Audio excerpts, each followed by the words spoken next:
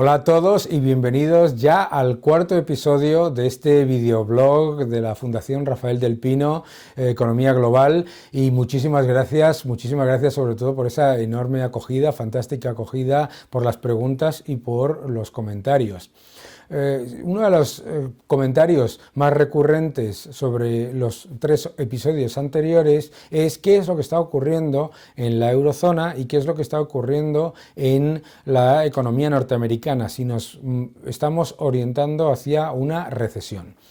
Cuando nosotros miramos los datos de la eurozona, debemos entender que una de las razones por las que las estimaciones de crecimiento se están revisando a la baja no es por falta de estímulos, sino por el exceso de los mismos. Cuando hemos visto, por ejemplo, que el porcentaje de empresas zombies alcanza prácticamente el 10%, según el Bank of International Settlements, y también hemos visto cómo los gobiernos, ante la enorme liquidez y los bajos tipos de interés, en vez de aprovechar ese periodo para tomar medidas estructurales, hacer reformas estructurales, lo que han hecho ha sido acostumbrarse. Y es algo muy típico, no podemos decir que son problemas endémicos de la Unión Europea, lo estamos viendo también en otras economías, lo estamos viendo en Japón, lo estamos viendo en Estados Unidos y lo estamos viendo también en China. La política monetaria, que se supone que es una herramienta que ayuda a que los países tomen medidas estructurales y fortalezcan sus economías, en realidad se convierte en un incentivo perverso. Alta liquidez y bajos tipos de interés benefician desproporcionadamente a los primeros receptores de dinero. El dinero no es neutral y por lo tanto los primeros receptores de dinero, que son los estados y los sectores más endeudados, lo que hacen es beneficiarse desproporcionadamente con respecto a los últimos receptores de dinero, que son los asalariados y los ahorradores. Por supuesto, esos son los que sufren por los bajos tipos de interés y por la pérdida de poder adquisitivo de esa inflación que nos dicen que no hay, pero que en realidad es una de las razones por las que hay el nivel de descontento en algunas economías de la eurozona. Es verdad que nos dicen que los niveles de inflación son muy bajos, pero sin embargo hay una enorme preocupación por parte de los ciudadanos por el coste de la vida. Fijaos qué curioso, ¿no? ¿Y por qué es esto? Esto es simplemente porque eso que nosotros llamamos baja inflación, en realidad es una pérdida gradual de poder adquisitivo de los ciudadanos menos protegidos contra la represión financiera. ¿Qué es la represión financiera? Bajar agresivamente los tipos de interés, aumentar enormemente la liquidez. ¿Para qué? Para incentivar el riesgo. En realidad, lo que los bancos centrales están buscando es que se tome más riesgo, que se tome más deuda, que la economía funcione más rápidamente. Ahora, lo que está ocurriendo en la eurozona no es un problema de falta de liquidez. Lo que está ocurriendo en la eurozona es la evidencia de factores y tendencias mucho más importantes de largo plazo. La primera es la longevidad. La longevidad, el factor demográfico, es algo que muy pocos economistas y muy pocos gobiernos quieren reconocer como un factor muy importante a la hora de tener menor crecimiento. Y es bien evidente, ¿no? Primero, por supuesto, el porcentaje de personas que están jubiladas es mayor, bien, vivimos mucho más. Segundo, eso tiene efectos también sobre el gasto público, pero también tenemos que ser conscientes que mayor longevidad también son distintos patrones de consumo. Las personas, a medida que se hacen más mayores, toman menos riesgo, consumen menos, etc. No es ningún problema. No podemos ver esto como un problema, lo tenemos que entender como un factor adicional a otras tendencias de la economía. Vayamos al segundo factor importante, la tecnología. La tecnología, nos estamos constantemente hablando sobre la importancia del desarrollo tecnológico, que la tiene, es muy relevante, pero la tecnología tiene un efecto maravilloso para el consumidor, que es desinflacionista.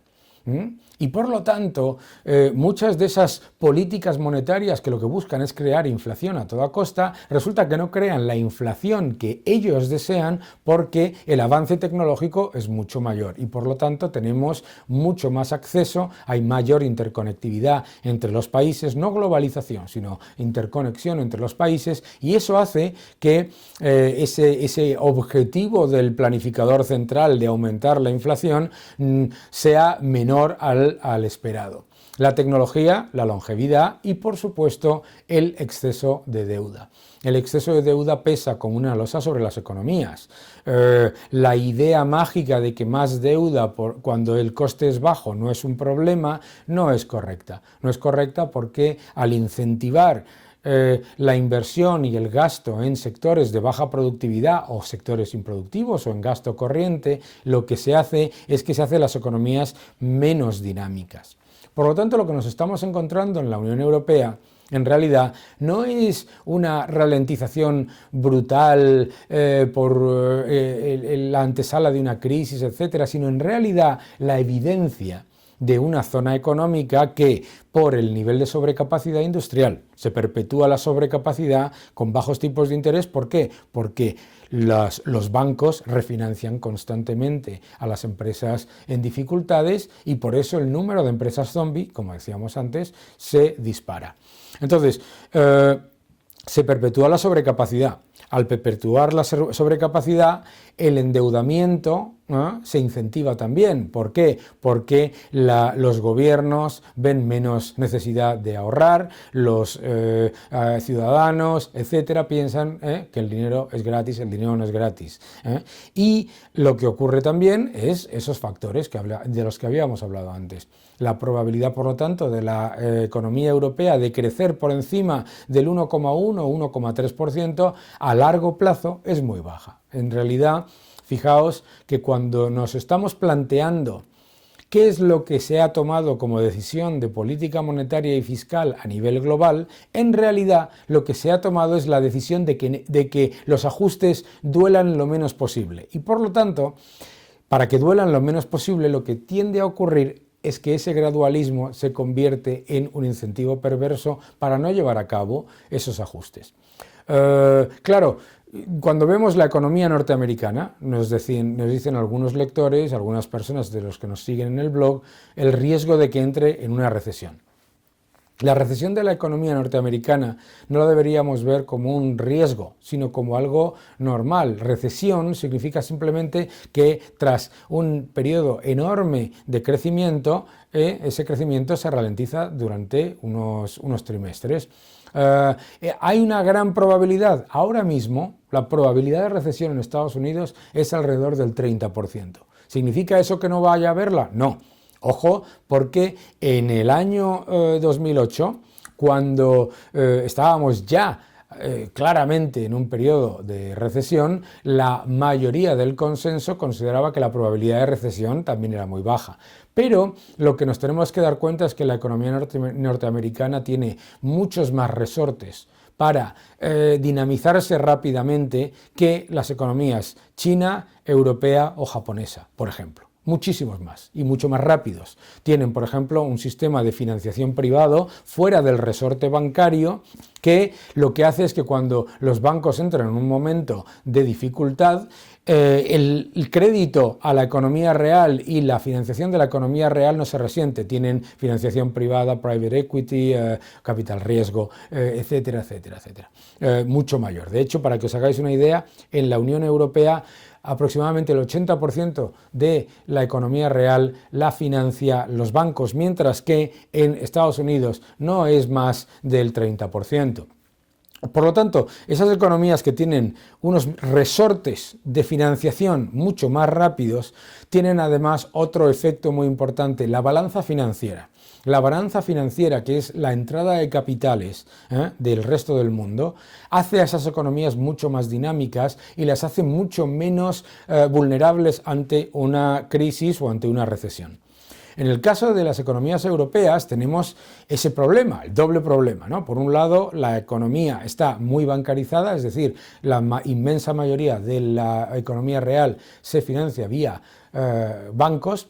Segundo, los mecanismos de dinamización de la economía son mucho más lentos, y además tienden a ser ese concepto absolutamente atroz que es los estabilizadores automáticos, que significa gastar más por parte del gobierno. Un término completamente equivocado porque no son estabilizadores. En realidad lo que son perpetuadores de problemas. De hecho, por eso todavía estamos hablando de crisis. Por lo tanto, ¿debemos ser cautelosos ante una ralentización de las economías globales? Por supuesto.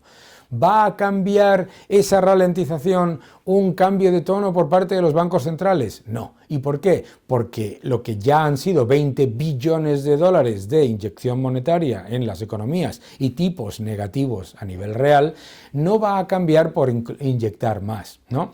Entonces, eso no nos debe llevar a caer en el error de pensar que todo va mal. Porque el problema aquí está en los datos y en los detalles. Por lo tanto, miremos a los detalles, porque igual que en cualquier momento de ralentización, hay cosas que están mejorando, ¿no? Y hay cosas que están mejorando en esas tendencias globales.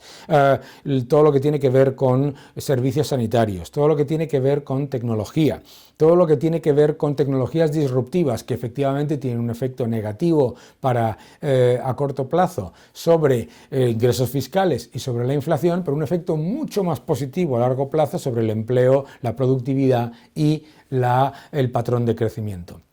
Entonces, entendamos este periodo al que nos enfrentamos como bajos tipos de interés, bajo crecimiento, baja inflación, pero perpetuación de desequilibrios y que no evita las tendencias globales de más largo plazo. Esas tendencias globales seguiremos analizándolas, pero recordad, la mayor longevidad en los países desarrollados, la tecnología como efecto desinflacionista y disruptivo, y el crecimiento también de la clase media en los países en vías de desarrollo, muy importante como efecto positivo para el consumo y para los servicios. Y cuarto, por supuesto, el exceso de endeudamiento, la saturación de deuda que hace que las economías sean menos dinámicas y crezcan de manera más pobre. Pero como tales debemos ser conscientes de ese proceso sin caer en, digamos, teorías distópicas. Muchas gracias a todos.